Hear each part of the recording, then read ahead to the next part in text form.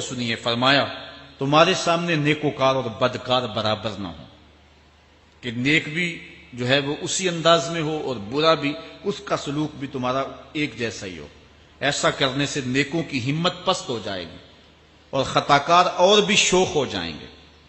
ہر آدمی کو وہ مقام دینا چاہیے جس کا وہ اپنے عمل کے اعتبار سے مستحق ہے۔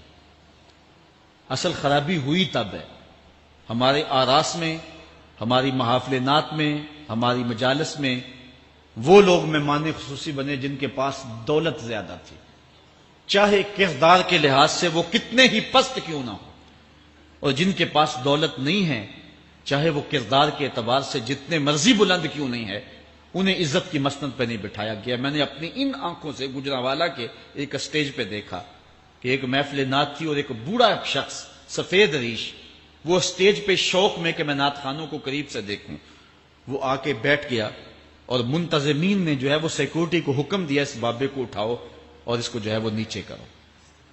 یعنی لوگوں کی قدر و منزلت ان کے دولت کے قد کے مطابق کی جاتی۔ جو کل شراب خانے میں مہمان خصوصی تھا آج وہ محفل نعت میں مہمان خصوصی ہے۔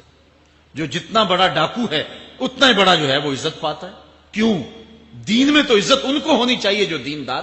ان اکرمکم عند اللہ اتقاکم، جو سب سے زیادہ متقی ہوگا اللہ کے نزدیک وہی عزت والا ہوگا۔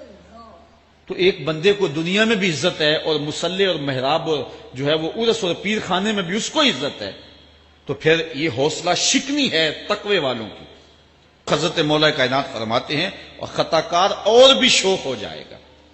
بلکہ ہم نے جو انداز اختیار کیا ہوا ہے، ایک شعر پڑھتے ہیں ہمارے نعت خاں کہ چلو دربار نبی میں چلیں، کھوٹے سکے بھی جہاں پہ چلتے ہیں، اور پھر جو ہے وہ سارے لوگ نوٹ پھینک رہے ہوتے ہیں۔ شرابی بھی نوٹ پھینک رہا ہے، جوا کھیلنے والا بھی پھینک رہا ہے، جس نے رشوت سے پیسے کمائے وہ بھی پھینک رہے ہیں اور خوش ہو رہے ہیں کہ کھوٹے سکے بھی وہاں چلتے ہیں۔